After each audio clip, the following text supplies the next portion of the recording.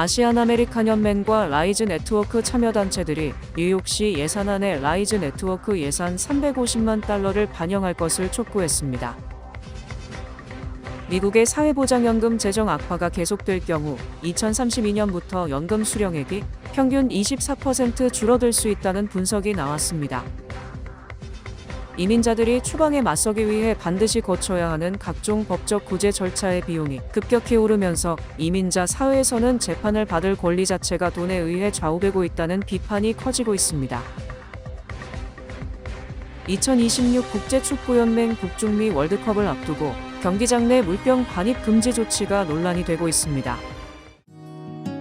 모두가 누릴 수 있는 권리, 바로 아름다움입니다. 키스는 누구나 더 쉽고 당당하게 자신의 아름다움을 즐길 수 있는 세상을 꿈꿉니다.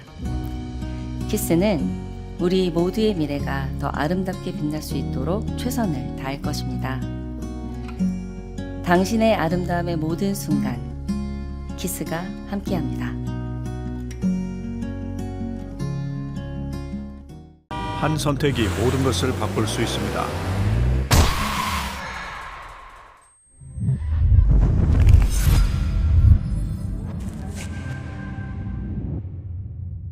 사고는 되감을 수 없습니다. 비즈니스도 이제 스마트하게 더 빠르고 더 편리해진 한미디지털 뱅킹 한미은행 제공입니다. 아시안 아메리칸 연맹과 라이즈 네트워크 참여단체들이 라이즈 네트워크 예산 350만 달러를 반영할 것을 촉구했습니다. 연맹과 참여단체들은 4일 온라인 기자회견을 열고 뉴욕시 예산안에 라이즈 네트워크 예산 350만 달러를 포함시킬 것을 촉구했습니다. 연맹은 최근 이민 단속 강화와 추방 증가로 인해 이민자 가정들의 불안이 커지고 있고 아시안 커뮤니티 기반 비영리 단체들에는 법률 상담, 권리 안내, 긴급 지원 요청이 급증하고 있다고 설명했습니다. 라이즈 참여 단체들은 2026 회계연도 첫 3분기 동안 2,200명 이상의 주민들에게 서비스를 제공했습니다. 하지만 아시안 이민자들이 뉴욕시 비시민권자 인구의 약 30%를 차지함에도 불구하고 관련 서비스 제공 기관들은 여전히 심각한 자원 부족을 겪고 있다는 지적입니다. 한편 라이즈 네트워크는 뉴욕시 전역의 아시안계 비영리 단체와 법률 서비스 기관을 연결해 다국어 문화적으로 적합한 법률 지원과 정보를 제공하는 대표적인 협력 체계입니다. 미국의 사회보장연금 재정 악화가 계속될 경우 2032년부터 연금 수령액이 평균 24% 줄어들 수 있다는 분석이 나왔습니다.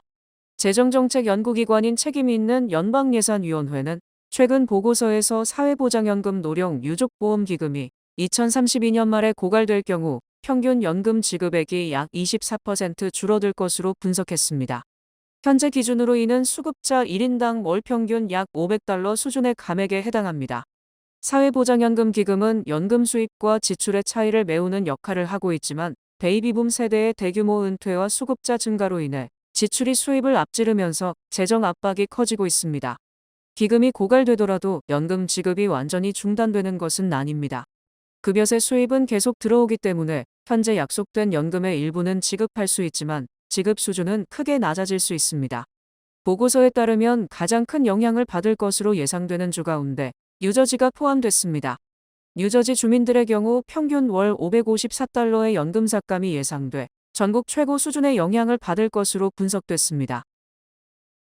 이민자들이 추방에 맞서기 위해 반드시 거쳐야 하는 각종 법적 구제 절차의 비용이 급격히 오르면서 이민자 사회에서는 재판을 받을 권리 자체가 돈에 의해 좌우되고 있다는 비판이 커지고 있습니다.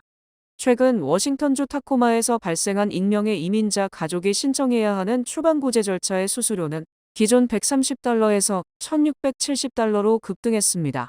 단 한 건의 신청에 필요한 비용이 13배 가까이 오른 것입니다. 남편의 구금으로 생계 부담까지 떠안게 된 아내는 결국 온라인 모금 플랫폼인 고펀드미를 통해 후원금을 모으기 시작했습니다. 그는 인터뷰에서 남편의 체포 이후 가족이 심각한 정신적 경제적 위기를 겪고 있다고 토로했습니다. 이민 전문 변호사들은 이번 수수료 인상이 단순한 행정비용 조정 수준을 넘어 이민자들의 법적 권리 자체를 위축시키는 결과를 초래할 수 있다고 우려합니다. 과거에는 경제적 어려움을 입증할 경우 법원이 일부 신청 수수료를 면제해주는 사례가 적지 않았습니다. 그러나 최근 일부 이민법원에서는 세법 시행 이후 면제 신청이 잇따라 기각되고 있습니다. 전 세계 20개국의 대형 범선 48척이 뉴욕항에 집결하는 역사적인 해양축제가 다음 달 뉴욕에서 열립니다. 미국 독립 250주년을 축하하는 대규모 해양축제 세일포스 250이 오는 7월 3일부터 8일까지 뉴욕항에서 열립니다. 전 세계 20개국의 대형 범선 48척이 뉴욕에 집결해 7월 4일 독립기념일에 국제 퍼레이드 오브 세일, 즉 범선 행진을 펼칩니다. 참가 선박들은 베라자노네로스 브릿지 아래를 통과해 자유의 여신상을 지나 허드슨강을 거슬러 조지 워싱턴 브릿지까지 항해합니다. 참가국은 아르헨티나, 칠레, 콜롬비아, 프랑스, 독일, 인도, 이탈리아, 스페인, 스웨덴 등 20개국으로 길이 50m에서 110m에 달하는 초대형 범선들이 대거 참가합니다. 주최 측은 이번 행사가 미국 역사상 최대 규모의 해양 항공 퍼레이드가 될 것이라고 밝혔습니다. 미국과 동맹국 해군 함정 40여 척이 허드슨강에 닻을 내리는 가운데 블루엔젤스를 선두로 120여 대의 항공기가 상공을 비행하는 국제 항공 퍼레이드도 함께 진행됩니다. 연한 약 24km에 걸쳐 600만 명의 관중이 몰릴 것으로 예상됩니다.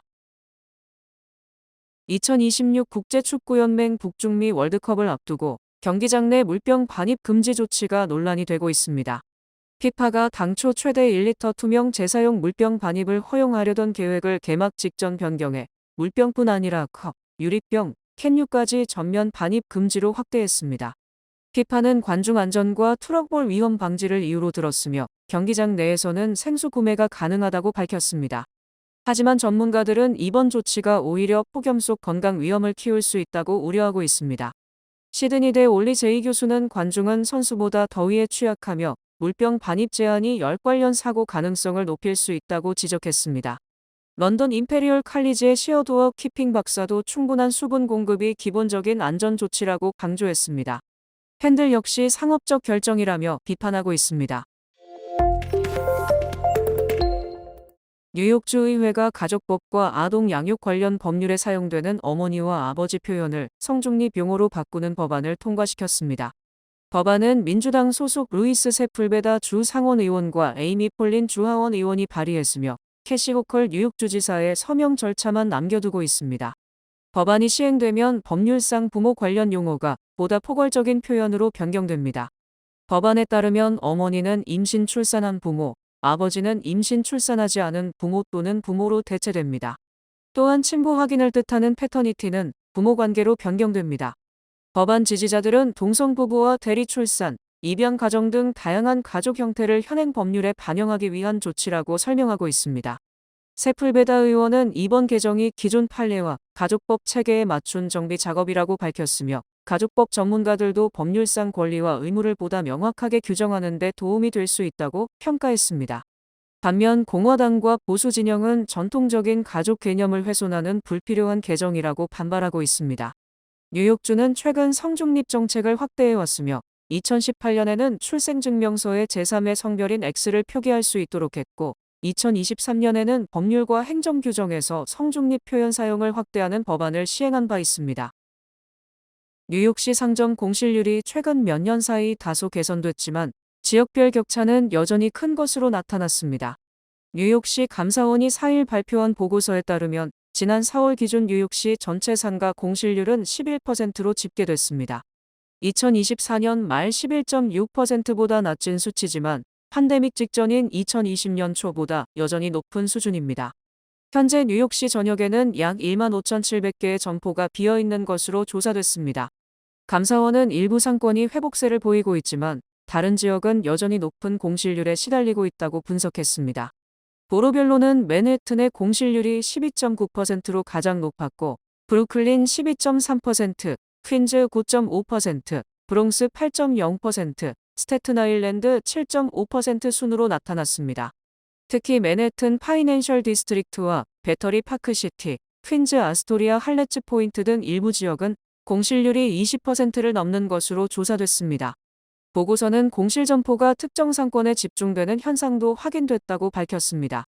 실제로 기존 공실 점포 반경 250피트 안에 있는 상점들의 공실률은 15.4%로 시 평균을 크게 웃돌았습니다. 연방상원이 도널드 트럼프 대통령이 요구해온 700억 달러 규모의 불법 이민 단속 예산 지원 법안을 통과시켰습니다. 상원은 5일 새벽 표결에서 찬성 52표, 반대 47표로 법안을 가결했으며 민주당 의원들은 전원 반대표를 던졌습니다. 예산은 국토안보부 산하 이민세관 단속국, 아이스와 국경순찰대의 인력 확충과 단속 활동 강화에 사용될 예정입니다. 다만 법안은 아직 하원 심의를 남겨두고 있습니다. 법안 심의 과정에서는 트럼프 행정부가 추진해온 이른바 반무기화 기금을 둘러싼 논란도 이어졌습니다. 민주당은 해당 기금이 트럼프 지지층에 혜택을 줄 수 있다며 관련 예산을 금지하는 수정안을 제출했지만 상원 문턱을 넘지 못했습니다. 공화당 지도부는 법무부가 이미 기금 추진 계획이 없다고 밝힌 만큼 추가 입법이 필요 없다는 입장인 반면 민주당은 법률로 명확히 금지해야 한다고 주장하고 있습니다. 한편 트럼프 대통령은 최근 해당 기금에 대해 중요한 제도라고 언급해 향후 재추진 가능성을 시사했습니다. 미셸 박스텔 주한 미국 대사 후보자의 인준안이 연방 상원 외교위원회를 통과해 본회의 표결만 남겨두게 됐습니다. 연방 상원 외교위는 지난 4일 회의를 열고 스틸 후보자의 인준안을 표결에 붙여 찬성 14표 대 반대 8표로 통과시켰습니다. 이에 따라 상원 본회의 표결을 통과하면 인준 절차가 끝납니다.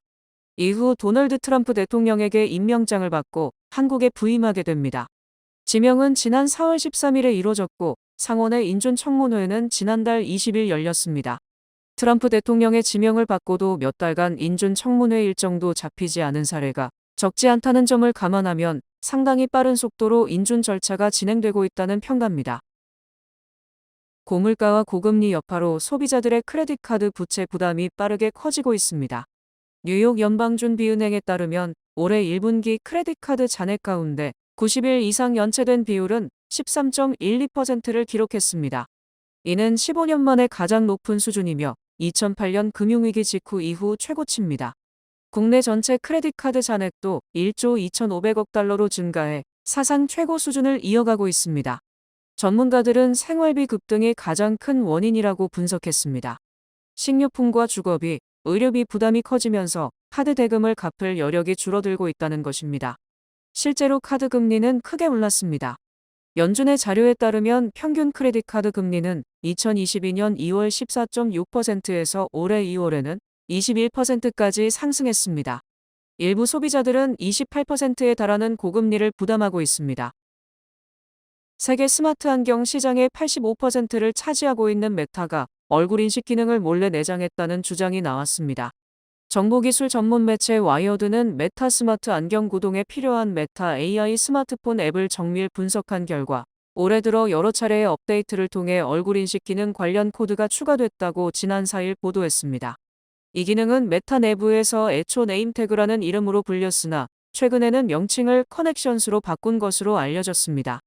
해당 기능은 스마트 안경 카메라에 인식된 사람의 얼굴을 페이스 프린트라고 불리는 고유 생체 인식 서명으로 변환하게 됩니다. 이를 통해 특정 인물이 카메라에 포착되면 착용자에게 알림을 보내는 등의 역할을 합니다. 메타는 이미 지난 1월부터 이 기능을 앱에 통합했으며 해당 앱은 5천만 회 이상의 다운로드를 기록했습니다. 밴쿠버 푸주택 융자 사전 승인으로 내 집 마련의 꿈을 이루세요. 밴쿠버프의 경쟁력 있는 주택융자는 다양한 맞춤형 사전 승인 프로그램을 제공합니다. 지금 밴쿠버프 모기지 전문가와 상담하세요. 이 프로그램은 밴쿠버프 제공입니다. 주요 단신 전해드립니다. 미국에서 정보기관 포함 비농업 사업체들이 5월 한 달 동안 17만 2천 개의 일자리를 늘렸다고 5일 연방노동부가 발표했습니다. 도널드 트럼프 대통령은 미국 건국 250주년을 기념해 오는 24일 오후 7시 아름답게 단장되고 세계에서 가장 안전한 도시로 꼽히는 워싱턴 DC에서 건국 250주년을 기념해 역대 최고의 집회를 생중계하겠다고 밝혔습니다. 연방하원은 4일 도널드 트럼프 대통령과 공화당 지도부의 반대에도 불구하고 찬성 226표, 반대 195표로 우크라이나에 수십억 달러 규모의 지원을 제공하고 러시아에 새로운 제재를 부과하는 법안을 가결했습니다. 살아있는 동물의 살을 파먹는 기생충 신세계 나사벌레가 텍사스주 송아지에서 발견돼 연방농무부는 긴급 방역 조치에 착수했습니다. 연방대법원은 4일 증권거래위원회의 주식 사기 사건 가해자 부당이득금 환수 사건에서 피해자의 재정적 손실 입증 없이도 기업과 개인이 부당하게 얻은 이득은 환수할 수 있다고 만장일치로 판결했습니다. 자신의 13세 딸에게 성범죄를 저지른 용의자를 총으로 쏴 사망케 한 낙한소주 거주한 아버지가 2년 만에 공소기각으로 재판을 면하게 됐습니다. 조란 맘단이 뉴욕시장과 도널드 트럼프 대통령이 오는 8일 NBA 파이널 닉스 3차전이 열리는 매디슨 스퀘어 가든을 찾아 경기를 관람할 예정입니다. 유엔 식량농업기구 보고서에 따르면 지난 60년 동안 세계 고기 공급량이 4배 증가한 것으로 추산되고 이런 추세는 계속될 전망입니다. 날씨 전해드립니다. 토요일인 내일은 흐리겠고 저녁엔 외우가 내리겠습니다. 낮 최고 기온은 93도, 최저 기온은 70도입니다. 해 뜨는 시간은 5시 25분, 해 지는 시간은 8시 24분입니다. 이상으로 주간 날씨와 세계 날씨 전해드립니다.